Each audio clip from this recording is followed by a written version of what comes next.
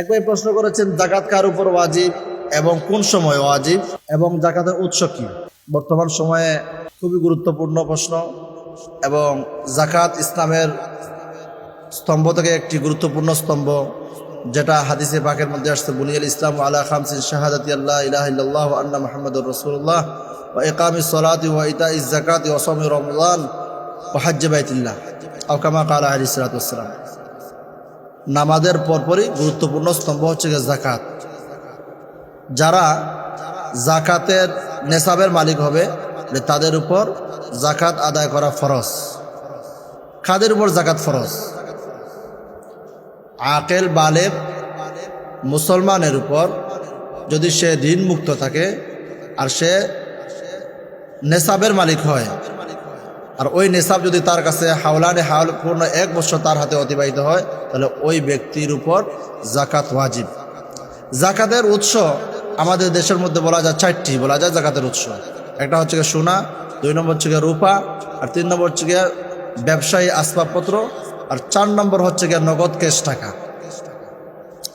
কোনো ব্যক্তির নিকট যদি 7.5 তোলা সোনা থাকে অথবা 52.5 তোলা রূপা থাকে, তাহলে ওই ব্যক্তির উপর যাকাত ফরজ হবে। অথবা একজন ব্যক্তি বিজনেসম্যান, তার দোকানের মধ্যে 52.5 তোলা সমমূল্য সম্পদ বা আসবাবপত্র যদি সে তার দোকানের মধ্যে বিদ্যমান থাকে, তাহলে ওই বিজনেসম্যানের উপরও যাকাত ওয়াজিব হবে।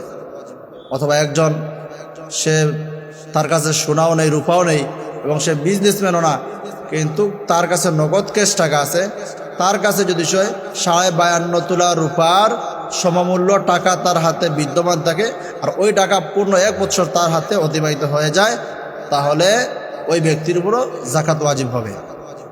এই জায়গার মধ্যে আরও একটা বিষয় আমাদেরকে খেয়াল রাখতে হবে, সোনা রূপা এগুলো ব্যবহার হোক অথবা না হোক। একজনের কাছে সোনা আছে, তার ঘরের মধ্যে সোনা বিদ্যমান আছে, কিন্তু সে ব্যবহার করে না, অথবা একজনে ব্যবহার করে, যে বিশেষ করে মহিলারা যেমন কানের দুল, নাকের দুল, গলার হার ইত্যাদি ইত্যাদি তারা ব্যবহার করে থাকে।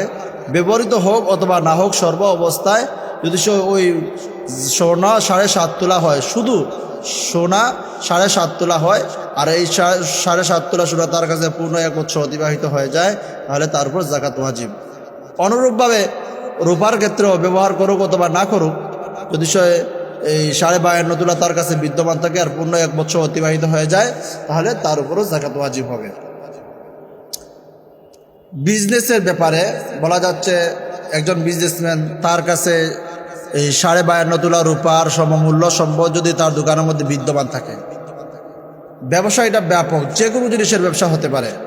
সে কাঠের ব্যবসা করুক অথবা কাপড়ের ব্যবসা করুক, অথবা সে অ্যাপার্টমেন্টের ব্যবসা করুক, অথবা মেশিন জাতীয় জিনিস সে ব্যবসা করুক, যে কোনো জিনিসের ব্যবসা হোক, অথবা সে এই জমিন ক্রয় করে বেচা কেনা করে, যদি সে তার কাছে এই পরিমাণ সম্পদ যে 52.5 তোলা রূপার সমমূল্য হয়ে যায়, তাহলে ওই বিজনেসম্যানের উপরও যাকাত ওয়াজিব হবে। একজনের কাছে শুধু রূপা আছে, কিন্তু এই 52.5 তোলা না, 10 তোলা রূপা আছে, কিন্তু তার কাছে নগদ ক্যাশ টাকা আছে, দুটা মিলিয়ে যদি সে 52.5 তোলা রূপার সমমূল্য হয়ে যায়, তাহলে ওই ব্যক্তির উপর যাকাত ওয়াজিব হয়ে যাবে। যদি কোনো ব্যক্তির উপর যাকাত ওয়াজিব হওয়ার পরে যাকাত আদায় না করে, তাহলে তার জন্য কঠিন শাস্তি রয়েছে, যেটা কালামে পাকের মধ্যে আল্লাহ তাআলা ইরশাদ ফরমান, ইয়াউমা ইউহমা আলাইহা ফি নারি জাহান্নামা ফাতুকওয়া বিহা জিবাহুহুম ওয়া জুনুবুহুম ওয়া যুহুরুহুম হাযা মা কানাজতুম লিআনফুসিকুম ফাযুকু মা কুনতুম তাকনিজুন।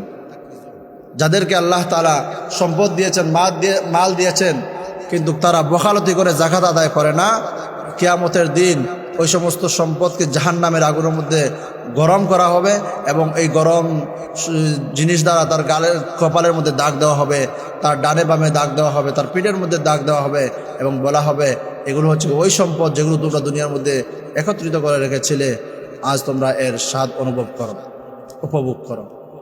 আল্লাহ তাআলা আমাদের সবাইকে যাকাত আদায় করার তৌফিক দান করুন।